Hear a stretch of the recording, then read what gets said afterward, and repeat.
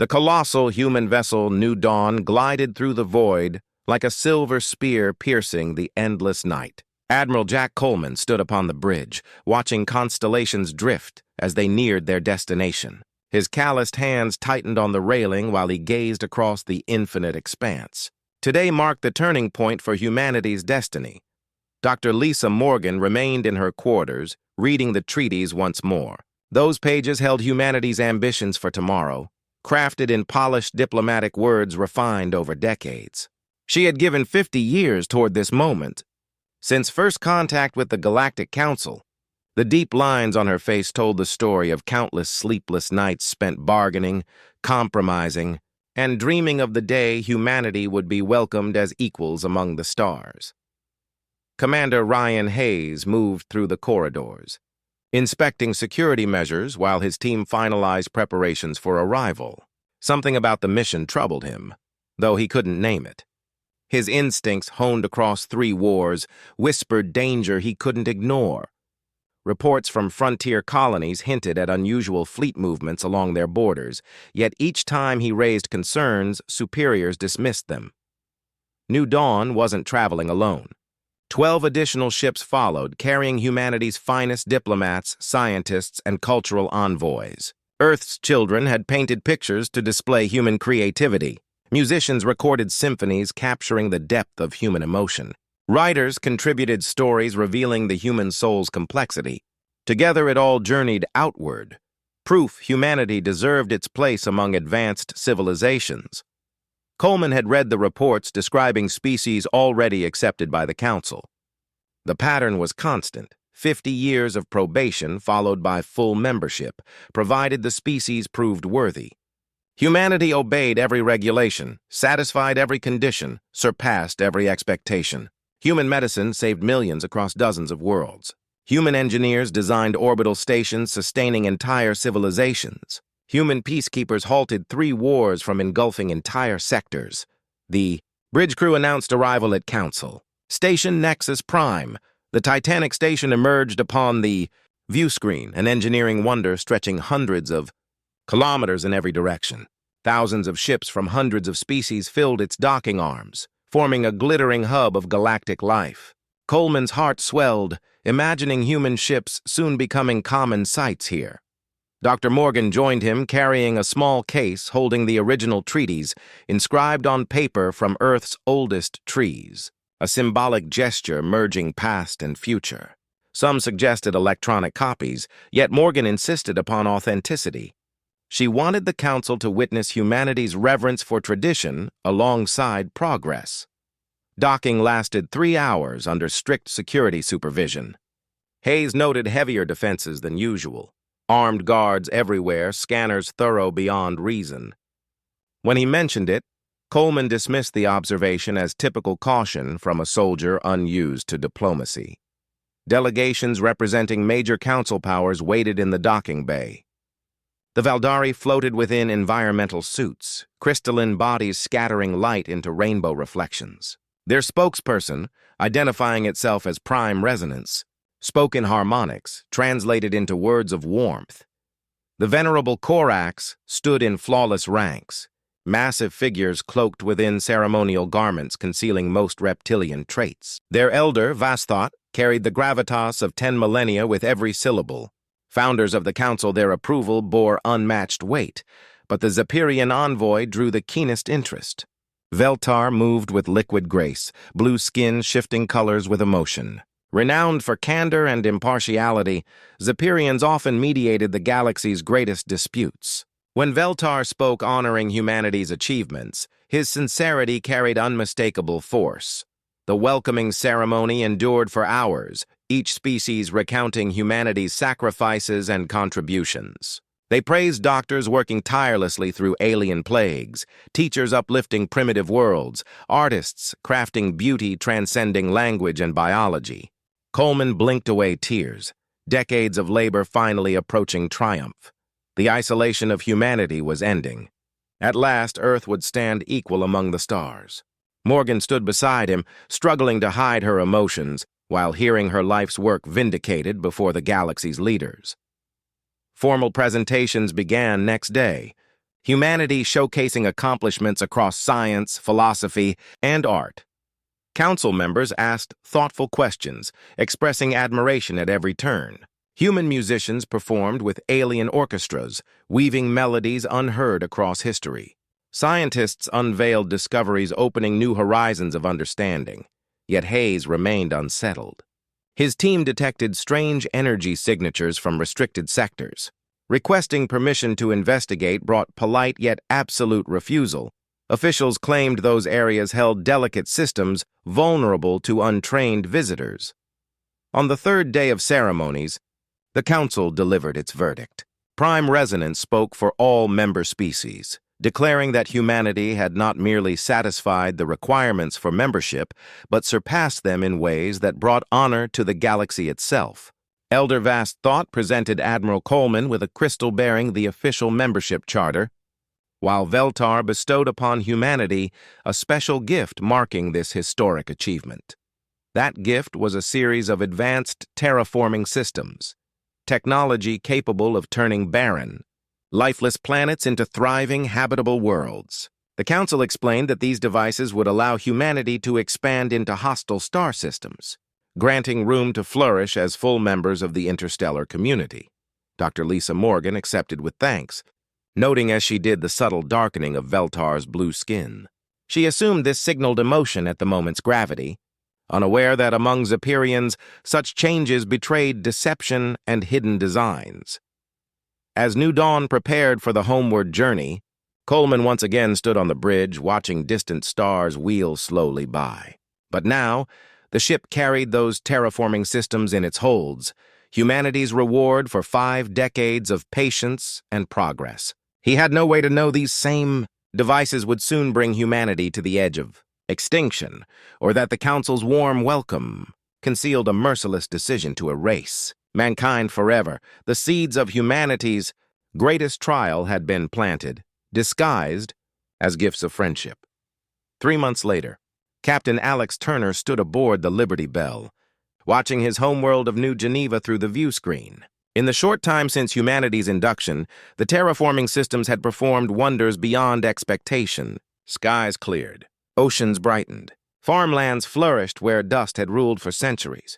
Children played on grassy plains that had been wastelands only weeks earlier. Turner smiled as sunlight spilled across New Geneva City. His wife lived there with their daughters, enjoying the prosperity Council membership had brought. Alien trade goods filled human ports. Struggling colonies now thrived under the gifts of advanced technology. Turner's communications officer turned eagerly toward him. The daily status packet from Earth had arrived, with reports from 17 colonies scattered across this galactic arm. But the transmission glitched. Static burst through the channel, then the signal died, only to return warped and crackling. Turner ordered signal boosts and frequency sweeps. What came next would scar his mind forever. Earth's voice broke through the noise, carrying words that made no sense at first, people collapsing in the streets, hospitals overflowing with patients suffering symptoms no physician recognized. Terraforming systems across every human world had suddenly changed function, filling the very air with poison. Turner gripped the console as panicked reports cascaded in. New Geneva's capital had gone silent 20 minutes earlier. Farming settlements were sending final pleas before communications died entirely. Outside the Liberty Bell's view screen, New Geneva's blue skies shifted toward a sickly, unnatural yellow. Beneath the Rocky Mountains, General Kate Phillips directed Earth's emergency response. Reports painted a single picture: coordinated planetary destruction unfolding everywhere at once. She had fought wars on a dozen worlds, yet nothing in her experience compared to this. The enemy was invisible, striking with technology humans themselves had welcomed. The devices promising paradise now delivered only mass death. The plague spread faster than anything in medical records. Entire cities fell silent within hours. Quarantine efforts failed. The air itself carried the contamination. On Council Station Nexus Prime, Dr. Lisa Morgan watched in horror as broadcasts from human space revealed the disaster. The same systems she had accepted in gratitude were now slaughtering her people. She tried reaching Admiral Coleman, but New Dawn was too far for real-time contact. Driven by fear, she hurried through station corridors toward the council chambers. The aliens she passed seemed disturbingly cheerful while billions of humans died. Their voices carried tones of satisfaction that chilled her soul. She arrived as a private meeting concluded. Through the doorway, she heard Prime Resonance's harmonics, translated into words of triumph. The Valdari congratulated others on the cleansing protocol's flawless execution. Elder Vast Thought answered with approval, speaking of eliminating the human threat. They revealed that humanity's probation years had allowed them to study human genetics, long enough to craft a species-specific weapon. The Korax, ancient beyond reckoning, claimed they recognized dangerous. Hayes and his crew had been running routine patrols when the plague struck, their ship far enough from orbit to escape the first wave of contamination. Now they were among the few human warships still functional, tasked with shielding thousands of refugees fleeing their poisoned homeworld. Fragmented transmissions reached Hayes from scattered human vessels across known space. Most of the fleet was gone, destroyed, abandoned, or lost as crews succumbed to the engineered plague. Only ships far from human colonies during the attack remained operational, leaving barely a dozen warships to stand against the combined power of the Galactic Council. Civilian vessels in Hayes' convoy carried families who had escaped New Geneva moments before its skies became unbreathable. Children cried for parents who never reached the evacuation shuttles. Adults watched through viewports as the world behind them died, knowing they would never return. The same tragedies unfolded across every human system as surviving crews gathered refugees from 17 shattered colonies. Captain Turner managed to save 3,000 from New Geneva before the planet's atmosphere turned fully toxic. General Phillips led evacuations from Earth's orbital defenses, escorting military families toward unknown regions of deep space. The numbers told the story when survivors finally re-established contact. 8 billion humans had lived on 18 worlds 3 months ago. Now fewer than 12 million remained, scattered across a ragged fleet with dwindling supplies and no safe haven. Aboard New Dawn, Admiral Coleman read the reports as his ship raced homeward. The mission meant to secure humanity's future had instead delivered them to their executioners. Every world under his protection was now a silent monument to treachery. The surviving commanders met via encrypted channels, pooling intelligence and debating options. They had no starbases, no production facilities, no friendly ports anywhere in charted space. The Council branded every human vessel outlaw and deployed hunter fleets to finish the extermination. Yet Hayes sensed something in the voices of his fellow survivors, an edge cutting through grief and despair. Horror and loss were hardening into cold purpose.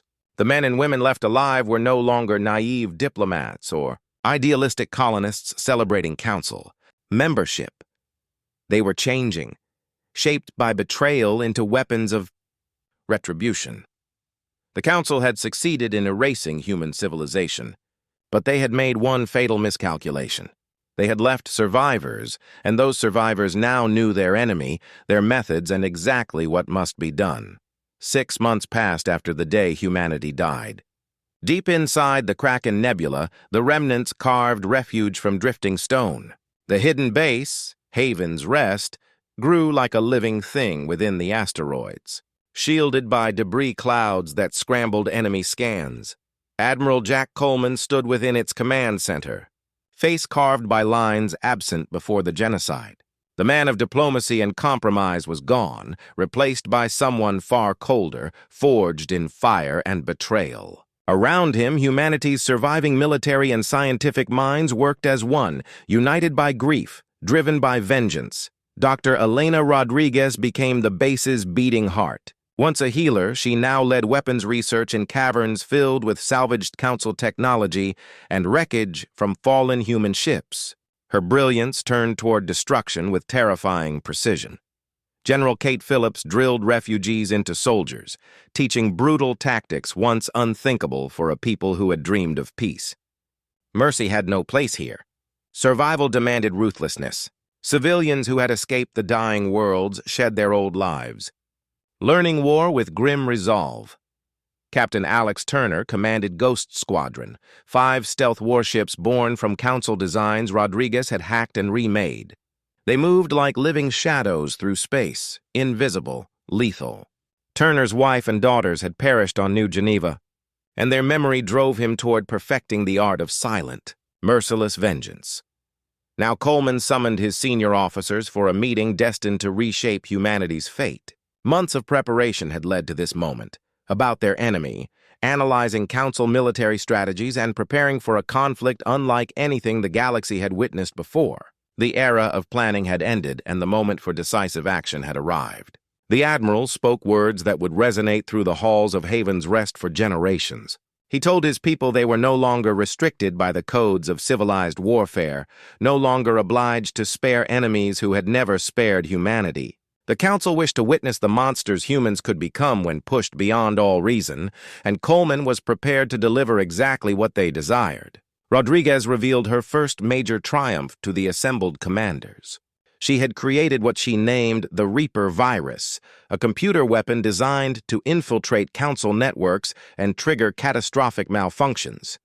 The virus could turn a battleship's own cannons upon its crew, shut down life support on orbiting stations, or collapse entire communication grids across multiple systems, the doctor explained.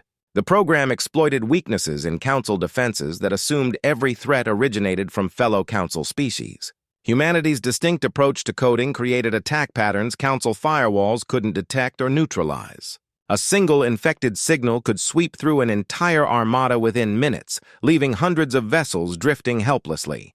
Lieutenant Commander Sarah Blake uncovered an even greater breakthrough while studying captured enemy soldiers. Her research proved that humans possessed a natural immunity to the psychic warfare techniques the Council used to dominate other species. The mental control that enslaved Zephyrians, Phtari, and even the ancient Corfax utterly failed against human minds. Blake theorized humanity's chaotic thoughts and emotional complexity produced mental static that disrupted telepathic manipulation. While other species could be controlled through psychic influence, humans remained entirely immune. This meant the Council would be forced to confront humanity using conventional weapons instead of their preferred mental domination. Coleman authorized the first major strike, targeting a shipyard in the Century system, constructing warships meant to hunt down surviving humans. Turner led Ghost Squadron through hyperspace toward the facility along routes that avoided all known patrol sectors. The massive shipyard housed thousands of workers from countless species, all building the fleet intended to erase humanity forever. Security was minimal because no one believed the scattered human remnants could mount such an audacious assault. Ghost Squadron appeared without warning, emerging from hyperspace inside the defensive perimeter itself. The stealth craft moved like wraiths among the structures, striking vital support systems rather than the ships under construction. Turner intended to send a message the entire galaxy would remember. The attack lasted under 20 minutes, but its consequences rippled for months. The shipyard collapsed in firestorms that consumed dozens of incomplete vessels and thousands of Council personnel. More critically, Rodriguez's Reaper virus infected the facility's networks and spread into every ship responding to distress calls.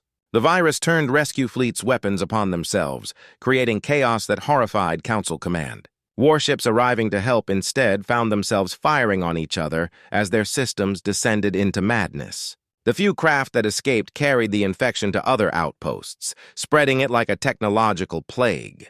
News of the Century raid raced across Council space within days, broadcast by desperate warnings urging other facilities to prepare for humanity's wrath. The Council branded humanity galactic terrorists, but the accusation only deepened the terror among species who never imagined the gentle humans capable of such precision devastation.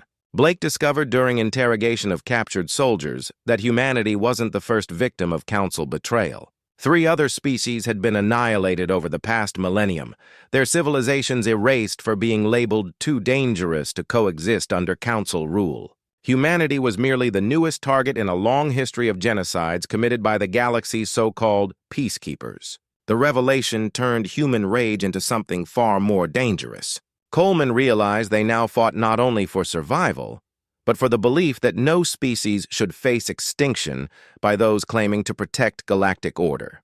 Their war expanded beyond vengeance toward justice for all the slaughtered innocents. Phillips began training a new breed of soldier, warriors who understood they weren't only avenging humanity, but fighting to prevent future exterminations. These troops carried the names of lost human worlds into battle, while honoring the memory of the 3 forgotten species erased before humanity reached the stars. Coleman stood once again within Haven's Rest Command Center, watching incoming reports.